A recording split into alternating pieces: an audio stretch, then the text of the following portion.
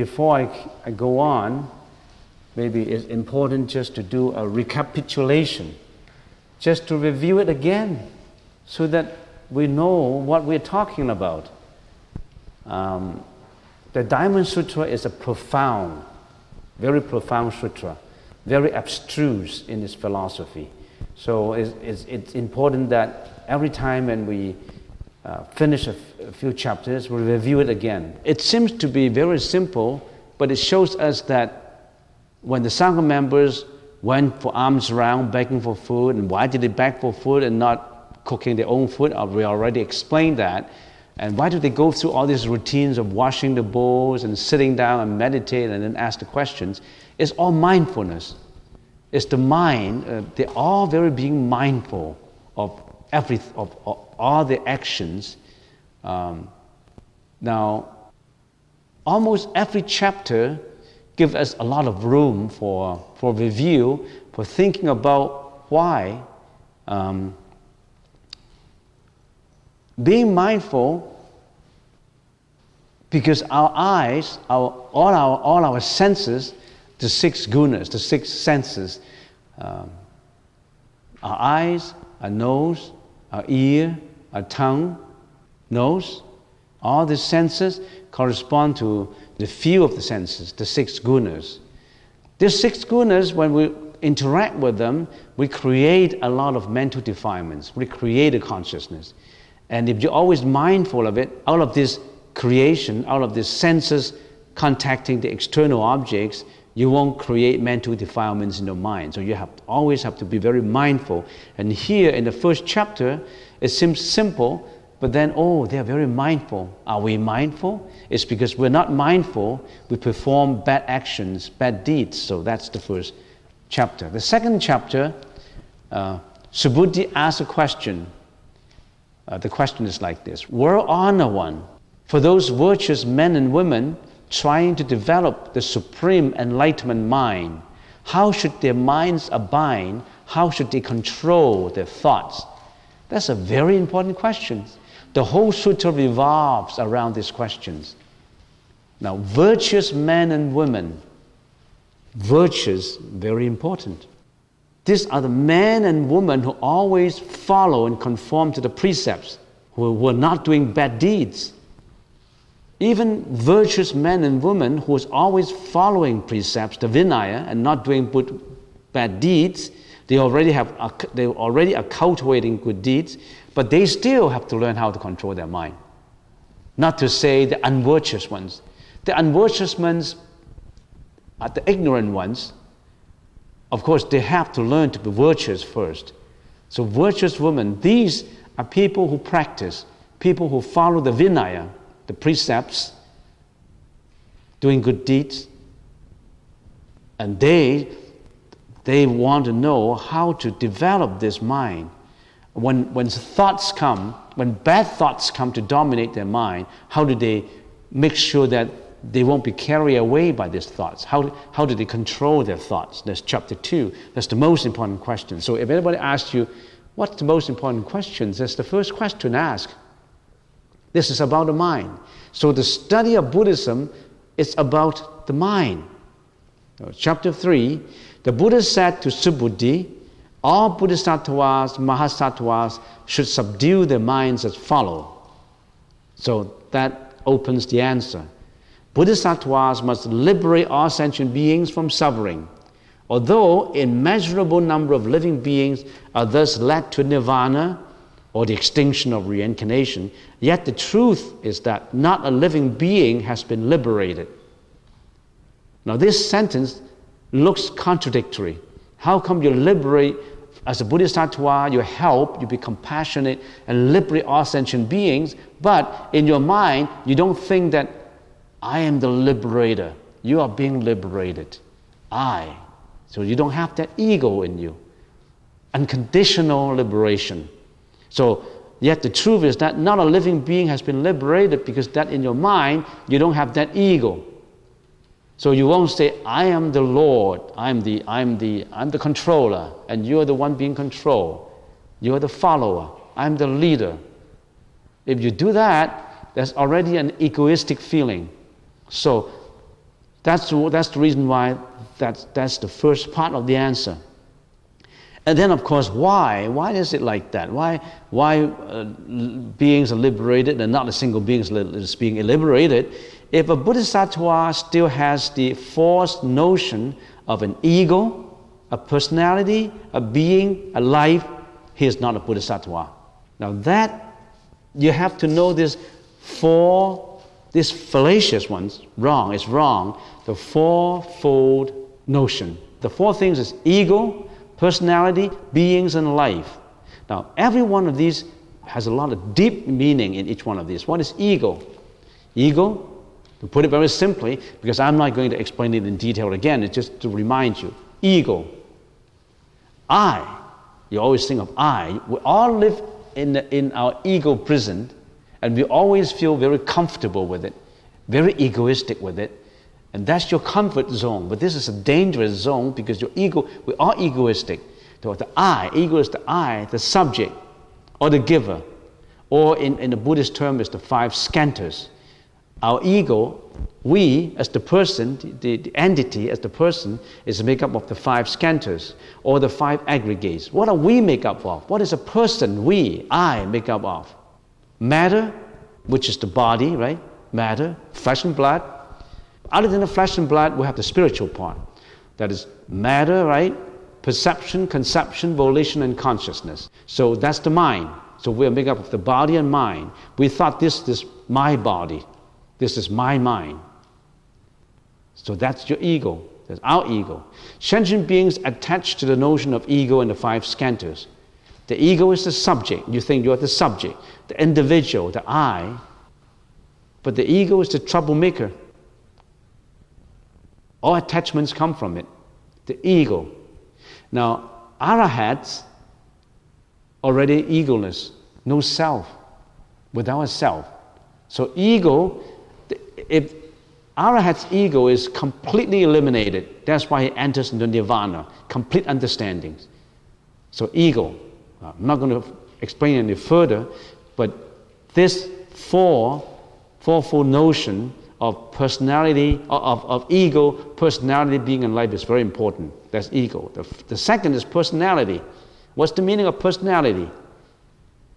Other than I, there are also the you, the them, the they, the object, and the opposite of I, the counterparts that you have been interacting. And every person has that ego too. I have that ego, you have that ego. Personality. But you mix with them because you are egoistic, I am egoistic. So this fourfold notion explains time and space, ego, personality, and being, space. All those we interact. We attach to all of them. Beings also include wealth, reputation, money, luxuries. You attach to your material wants and all that. So those are the things we attach to. Ego, personality, and beings. And how about life? The last, the fourfold, right? The last fold. Life is continuity, time. Life means the time. So ego, persons means space, because we're attached to the ego, person, and things. You cling to the false notion of continuation of life. You think everything is permanent. We assume that things always stay the same. We attach to them. So, the bodhisattvas are free from this, free from ego, personality, beings, and life, free from time and space. It's beyond that. So that's chapter 3. Chapter 4. Now, chapter 4, the Buddha gave example to clarify what he meant by eliminating your ego. And he used the 6 prajna paramitas. Remember the 6 prajna paramitas of the practice that the bodhisattvas are always following: charity, morality, endurance, diligence, meditation, and prajna. Prajna means wisdom, of course. It's the highest wisdom. Buddha said, when a bodhisattva practices generosity, his mind should not abide anywhere. That is to say, when making offering, without a mind abiding in form, sound, smell, taste, touch, and all things.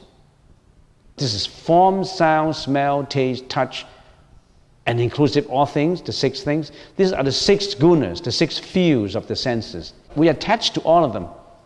When our eyes sees, for example, when a man sees a beautiful woman, or when a woman sees a handsome man, all of a sudden, this eyesight would create that desire, maybe, in his or her mind. And because of this follow and volitional actions will follow. So, eyes correspond to form, ears correspond to sound, taste, tongue, nose corresponds to smell, tongue corresponds to taste, and body corresponds to touch. But every part of the body corresponds to tactile objects. And of course, our mind would correspond and interact with all things. We also create our own images in our mind. So, that's what we attach to. Our mind should not abide in these 6 fields of senses. For example, sound. Somebody criticizes you and yell at you and all that, you attach to it, then you get yourself abide in that criticism, and you get mad, you get jealous. So you don't, Bodhisattvas would not attach to the 6 gunas, G-U-N-A-S, or the 6 fields of the senses. But it does not mean that they close their eyes and shut their ears, they still interact, but he won't attach. He won't discriminate. He frees himself from attachments, but he still corresponds, the senses still corresponds to the world. Now chapter 3 concerns about the liberator and the ones being liberated, or the giver, the recipient. Bodhisattvas should give liberation without the attachment to the notion of ego, personality, beings, and life. But chapter 4 deals with the gift, what is being given, and is there any attachment to what is being given? In here, the Buddha uses charity as an example out of the 6 parameters, as it is easier to understand and it is the foremost and the easiest to practice. This is also to avoid the verbosity of repeating every parameter. This is aimed at simplicity. So the Buddha warns against attachment to 3 things: the giver, the beneficiary, and the act of giving. So when you give, you don't attach to say, I give. I am doing good merits. You are the one who benefit from it. And this is the gift I give. So you are attached to all this in the process of giving. But a Bodhisattva gives with no condition, no attachment, no notion of the giver, beneficiary, and the act of giving. Oh, I donate $1 million to these organizations. My name will be on the newspaper. I am the giver. I have that ability. I give. And you are the one who benefit from it. So all this is egoistic. This is conditional giving. The Bodhisattvas aims at unconditional giving. Emptiness, sunyata. There's a very high level of giving. Giving without looking for repayment. Okay, so by not attaching to the above 3 notions, Bodhisattvas do not see the self that gives, nor do they see the other that receives, nor do they see any object given. Do you see the point? None of these. Emptiness. And you remember when we chant the Heart Sutras, how do we chant it? What's that line? Therefore, in emptiness, there's no form. In the Heart Sutra. Therefore, in emptiness, there's no form, nor perception, nor conception, nor volition, nor consciousness. No eye, ear, nose, tongue, body, or mind, because there's no attachment. No form, no sound, no smell, no touch, no taste, no object of mind. No realm of the eyes up to no realm of consciousness, because there is nothing to be obtained. There's no object to be obtained. There's no object to be attached to. A Bodhisattva should practice generosity without a mind abiding in false notions. Why? When a Bodhisattva's mind does not abide in forms during practicing charity, his merit will be inconceivable, immeasurable. That means if you do not attach, the merits will be much greater. But it does not mean that, oh, I don't attach, then my merits will be greater. Then you still attach to that notion. Okay, chapter 5 now. Subhuti, what do you think? Can the Tathagata be seen by means of his bodily form? Tathagata means the Buddha. This is the Sanskrit word. Can the Buddha be seen by means of his bodily form? If we see the Buddha in his form, we do not see the real Buddha. Because how can you see the formness from the form? If we're attached to form, we have built up in our mind the fallacious fourfold notion of ego, personality, beings, and lifespan and life. Because we don't attach to form. If you say, this is the Buddha, and oh, the Buddha is beautiful, the Buddha is gracious. Yes, of course it is, but you don't attach to form. And the Buddha said to Subhuti, everything with form is unreal. If all forms are seen as unreal, the Buddha will be perceived. This body that I have is unreal. It exists now, but it's not going to exist forever. It exists only for 100 years. It is, to a certain extent, out of my control. I cannot control it. If it gets sick, I cannot tell it to be, hey, don't get sick. No. If it's not functioning, then it's not functioning. I try to be as healthy as possible. I can't control its life. My body is not under my control, although I'm improving it. I'm trying to keep it as best as I can. But nothing is real. Everything is together because of all these causes put together. Why do we come to this world? All these causes put together that make us come to this world. Is it God that make you come to this world? No, it's you yourself. You build up those causes for being human, you come to the human realm. You create your own karma. So the Buddha wants Subhuti to look beyond his physical and spiritual body, which is free from all attributes, including the attributes of emptiness. Even emptiness, you have to empty it out. So that's what the Heart Sutra says. Form is no other than emptiness, and emptiness is no other than form. Form is emptiness, and emptiness is form. Sensation, perception, conceptualization, volitions, and consciousness are also like this. So, we go on to chapter 6. The Venerable Subhuti said to the Buddha, Well-honored one, will there be living beings who, when they hear this teaching, have real faith and confidence in them? So here Subhuti was so thoughtful that he worried that for the later generations of followers, then they may not be people who believe in such Dharma.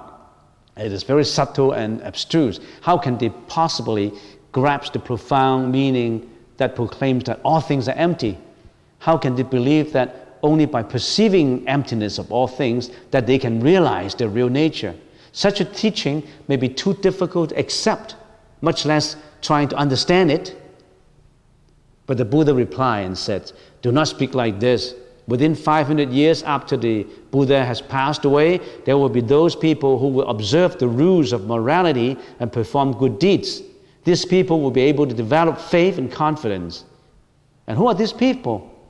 These are the Bodhisattvas. These are the people who practices the four paths of the Theravada. The Sotapanna, the Sakradagami, and Anagami, and Arahats. So, in Buddhism, there are two parts. One part is the conceivable part, and the other part is the inconceivable part. The conceivable part of it is we read all the sutras, we listen to lectures, conceivable. We can conceptualize it, we can think about it. We conceptualize that, oh, this is right, this is very logical, and this is what I should do. You can conceptualize it because there's words, there's conceptualization in your mind, but there's another part that is inconceivable, beyond conceptualizations, beyond human conceptualizations. There are Bodhisattvas in the world ready to help us. Are you ready? You can see them, but it does not mean that they do not exist. Because they are like us who were here before, but they attain enlightenment and they vow to come back to help.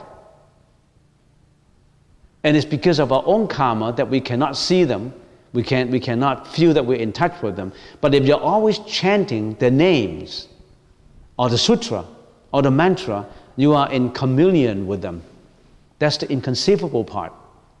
In other words, we have to tune in the frequency of their universal grand radio station. Our mind, our radio mind, you must tune it to the Bodhisattvas and to the Buddha's mind. That's why we're chanting. So when you worry, when you're in depression, throw away that thought. Throw away that thought of jealousy, of envy, of depression, of disappointment, despair. That doesn't help. That's your mental defilement. Throw it away and replace it by the Bodhisattva's name. Now, next, therefore, one should not grasp and hold on to the notion of Dharma, nor that of non-Dharma, nor the notion that Dharma does not exist. So, in other words, with no attachment. The Diamond Sutra tells you, don't attach to the ego. Here's the Dharma of not attaching to the ego, the way, the practice of not attaching. And even that way, you should detach it. And even the thought of detaching that is detached. In other words, you empty out bit by bit until there's nothing left, no pollutants left, no dust adhere to the mirror. We have all dust adhere to the mirror. We erased it bit by bit and bit by bit. So Tathagata always said, bhikshus, you should know that the Dharma I expound is likened to a raft.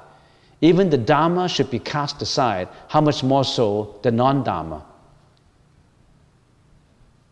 So that's chapter 6. Chapter 7. Subhuti, what do you think? Has the Tathagata obtained supreme enlightenment? Realized any such Dharma as an excelled, perfect enlightenment? Does the Tathagata give any such teaching? Subhuti replied, and he says, as I understand the meaning of the Buddha's teaching, there is no such fixed Dharma called supreme enlightenment. And there is also no fixed Dharma the Tathagata expound. Why? Because in ultimate emptiness, how can there be anything?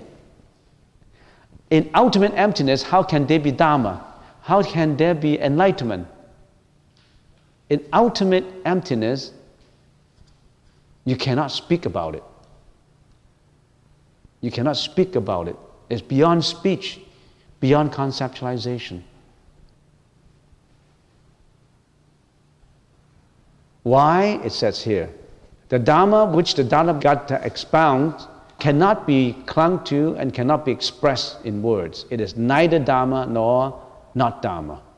You really have to think about every one of this sentence. I'm just giving a brief review, and let's go to chapter 8. Section 7 emphasizes on realizing nothing and teach nothing. Would this kind of thinking lapse into emptiness again? Some people say, everything is empty, I don't have to do good deeds. It's empty. Now you fall into the bad deeds realm. You still have to perform good deeds, but you don't attach to it. Okay, let's go to chapter 9. Here explains the 4 levels of the paths of enlightenment of the Theravada practice. It says here, Subhuti, what do you think? Should one, a stream enterer who is entering the stream, Sotapanna, have this thought in his mind about obtaining the fruit of entering the area or the saint stream? Now, remember the 4 paths of nirvana in the Theravada school. 4 parts, 4 levels. The lowest level, the first path, is the Sotapanna level, stream enterer. After practicing for a long time, he eliminated his mental defilements. How much is being eliminated, we already talked about it. And then he got enlightenment in the first level. After he passed away, he still had to come back 7 times to the world of desires, to us, to inhere, 7 times approximately, and then he will be Arahat. Next sentence. No, well-honored one, because Sotapanna means entering the stream, but actually there is no entry into either form, sound, smell, taste, touch, or Dharma. That is why he's called Sotapanna. He's called Sotapanna because he does not attach to the ego. If he does not attach, how can there be anywhere to enter? How can he could have entered into form, sound, smell, taste, or touch? He didn't enter into them because he's away from them. Even though it's called entering, he's not entering. So that's the first level. The second level, Subhuti, what do you think? Can a Sakridagami, once returner, have this thought in his mind of obtaining the fruit of once returner, Sakridagami? So Sakridagami is the second level. Once, he's also called once returner. In other words, he practiced at such a level that after his death, he had only to come back one time to this world and then become Arahant, because he had eliminated so much of it, more mental defilements than the first level, the Sakridagami, the once returner.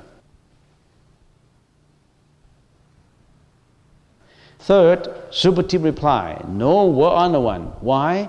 Because Sakridagami means once returner, once more to go, but actually there is neither coming nor going. That is why it's called Sakridagami.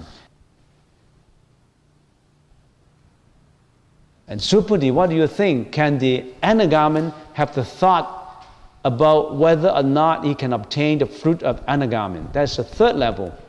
The third level is Anagami means not returning.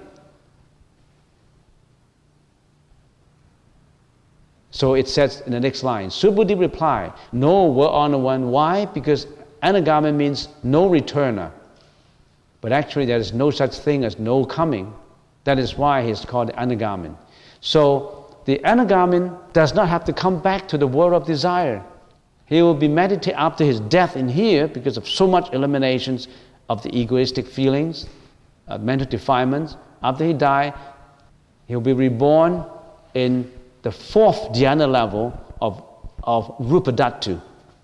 And there, in the fourth level, remember there's four levels in Rupadhatu. The first dhyana, second, third, fourth. When he passed away, he will be reborn there. He does not come back to the world of desires. He will be practicing in there, and then he'll become the Arahants.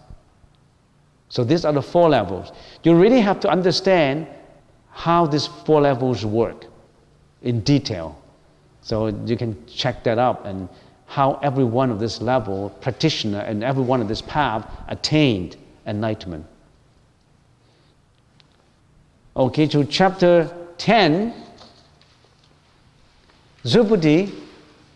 This is why all bodhisattvas and mahasattvas should thus develop pure, clean mind and should not abide in form, sound, smell, taste, touch, and dharma. They should develop a mind which does not abide in anything. We should all develop a mind that does not attach to form, sound, smell, taste, touch, and all dharmas. Chapter 11. The Buddha told Subhuti, if a virtuous man or woman receives and holds in mind even the 4-line stanzas of this sutra, expounds it to others, his or her merit will surpass that of the alms giver. So, if you study the sutra and explains to others so that they understand emptiness, there's a lot of merits. You understand it, of course, there's a lot of merit. If you let people understand it, because then they won't attach.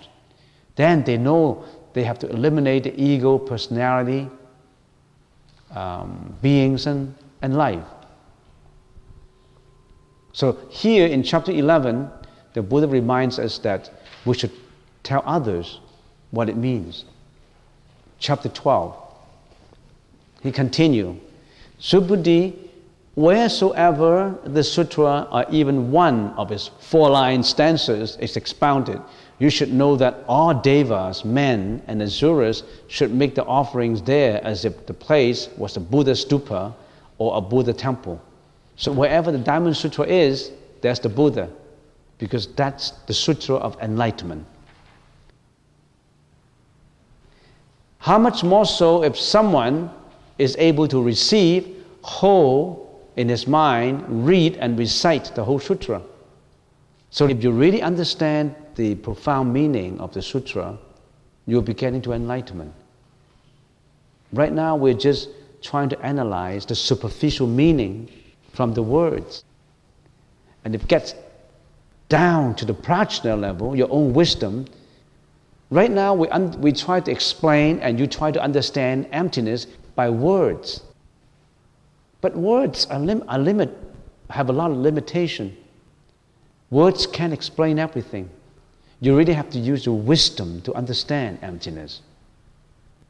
You have to know why form is unreal. Everything that has form is unreal. Everything that produces sound is unreal. That produces smell, taste, that produces a mind that you're attached to is unreal. Why is it unreal? Because it's empty. What's the definition of emptiness? Does it mean there's nothing?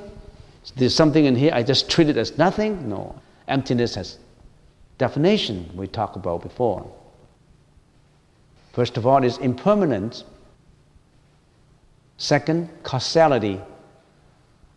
All causes put together, then that thing's come true. That thing is created. It's producing, it's arising. But when all the causes disappeared, no more causes to make it come true, make it happen, make it come to pass, then it's dissolved. Everything is like this. It's form on causality. It does not have its real nature. It does not have its own control. And right now we're only analyzing from the words, from the superficial meaning. If you continue to do your meditation, your wisdom level is increasing, then you have a true understanding of emptiness, a deeper understanding of emptiness, not just from the words. Subhuti, you should know that such a person will achieve the highest and rarest Dharma. Wheresoever this sutra may be found, the Buddha and his respected disciples will be there also. So, chapter 13. Subhuti then asked the Buddha, World Honored One, what name should be given to this sutra and how should we receive and hold it in mind? Next paragraph. The Buddha told Subhuti, this sutra should be called the Diamond Prajna Paramita. You should receive and hold it under that name. In the Sanskrit language, it is also called the Vajra Chatika Prajna Paramita Sutra. Diamond is Vajra Chatika. Third paragraph. Why, Subhuti? The Prajna Paramita as expounded by the Buddha is not Prajna Paramita, but is merely so called. So it says the Prajna Paramita as expounded by the Buddha is not the real Prajna Paramita. It's only merely so called. It's just the means of it. Next. Subhuti, what do you think? Does the Tathagata expound the Dhamma? Subhuti said, Well Honored One, the Tathagata does not expound anything. Subhuti, what do you think? Are there many particles or dust in the universe? Now, why does Subhuti said the Tathagata does not expound anything? Well, he explains something. How come it does not expound anything? Because what is being expounded is based on causality. It comes together based on causality. Subhuti replied, Many, Well Honored One. Subhuti the Tathagata says these particles of dust are not real, but are merely called the particle of dust. The Tathagata says the universe is not real, but it is merely called the universe. Why is it not real? I already explained it to you. This causality is not real. Not real does not mean it does not exist. It exists on causality. Subhuti, what do you think? Can the Tathagata be perceived by means of his 32 physical characteristics? No, Well Honored One. The Tathagata cannot be perceived by them. Why? Because the Tathagata says they are not real, but are merely called the 32 physical characteristics. The Buddha's Nirmanakaya, the body of transformation, has 32 meritorious features and 80 minor characteristics.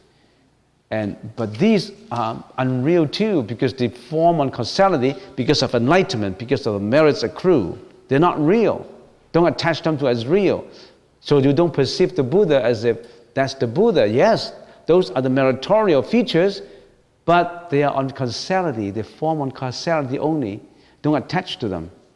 Next paragraph. Subhuti, if on the other hand, a virtuous man or woman in giving alms sacrifices as many lives as there are sand grains in the Ganges, and on the other hand, someone receives and holds in mind even the 4-line stanzas of this sutra and expounds it to others, the merit of the latter will be greater. That means explaining the meaning of this so that people do not attach, so that people become not egoistic, getting onto the path of enlightenment. The merits so obtained will be much more than giving out treasures as many as the sands of the Ganges River. So, I finished the 13 brief review, and in chapter 9, we have the 4 concepts of the 4 paths of the Theravada practice. And in the first path, the lowest level, it's the Sotapanna level. And then there is the Sakritagamin, and that is the Anagamin, and that is the Arahats. And how do they practice step by step until they reach the Arahats? It's the elimination of the ego, the personality, beings, and life. Or, to put it simply, elimination of all mental afflictions. Remember, we have 2 classifications of mental defilements or mental afflictions. The one category is the conceptually arising afflictions. The other category is the fundamentally innate afflictions. Conceptually arising afflictions arises, most of them arises in this life.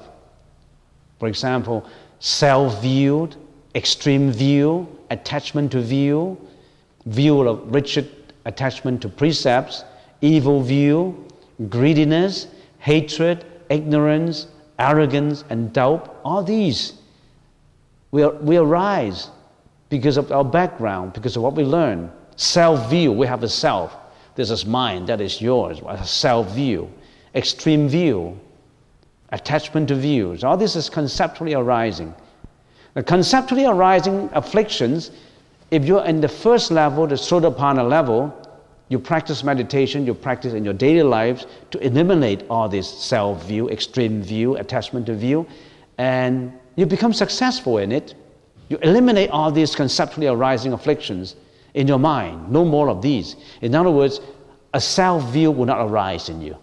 Extreme view, attachment to view, or greediness would not arise in you. Hatred, no more hatred, no more ignorance, no more arrogance. Nothing of these arise in your mind. Forever subside.